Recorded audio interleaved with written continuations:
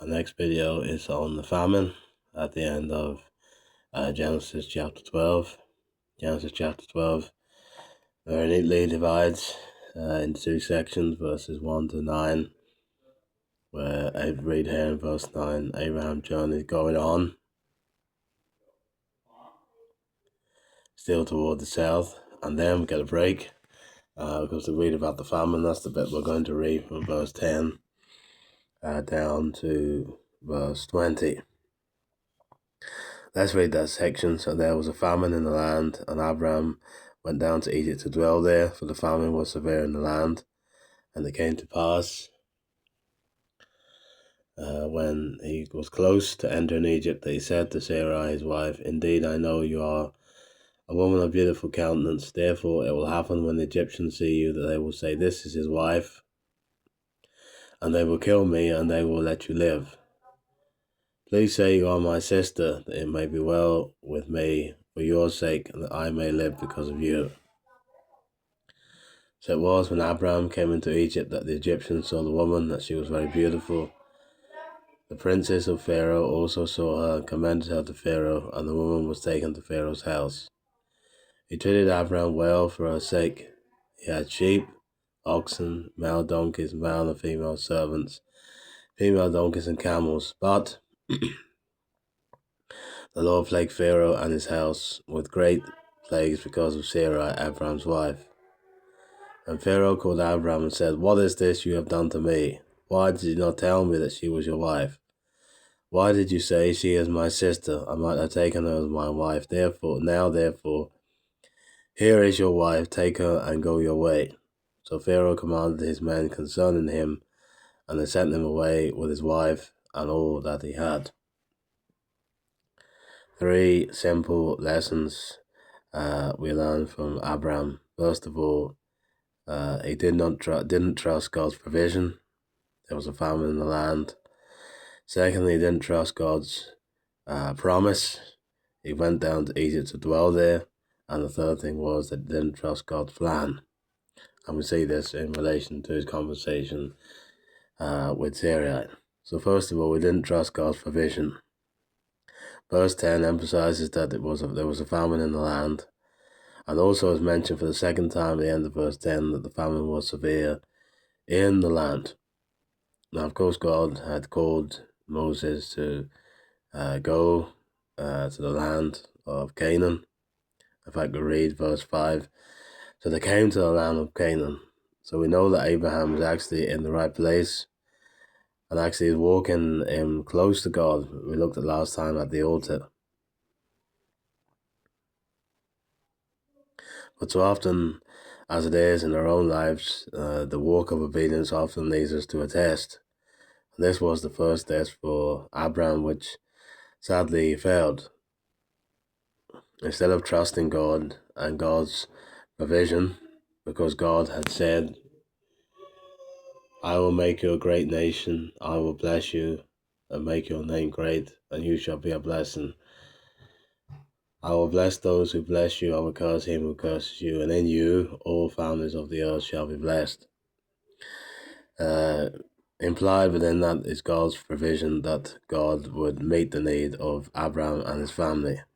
So here we see that Abraham's concern for his family, provision for food, it really was, the fact that he went down to Egypt was a lack of trust in God's provision.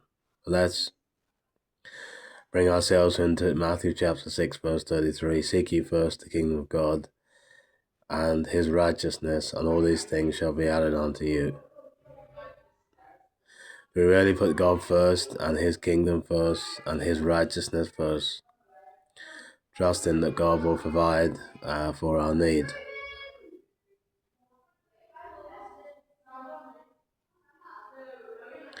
Secondly, do we trust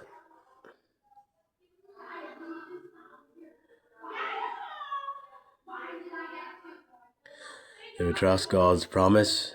Here we see Abraham was promised, I will make you a great nation. The land I will show you, I'll make you a great nation. Verse 2, I will bless you and make your name great. And here we see that when the famine comes, Abraham goes to Egypt. he does what he naturally would do rather than trust in the promise of God's provision in verses 1 to 3. And sadly, it's so easy for us when we're tested to do exactly the same thing rather than trust in God's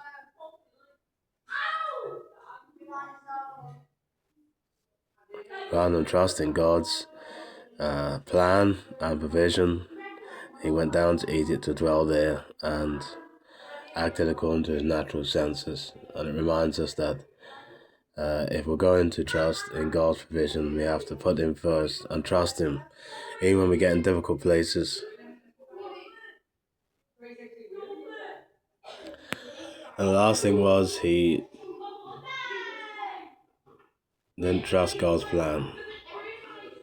Verse 11, it came to pass when he was close to entering Egypt that he said to Sarai's wife, "Indeed, I know you are a woman of beautiful countenance.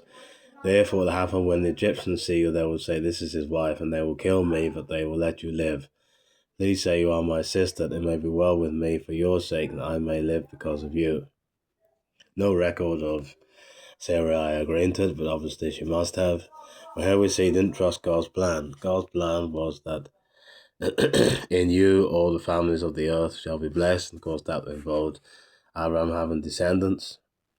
And here we see, instead of trusting that God would preserve Abraham and Sarai, he lied or enabled Sarah to agree to the lie and say that she was his sister. And of course, this was only a half-truth. It was his half-sister. But it was still a lie.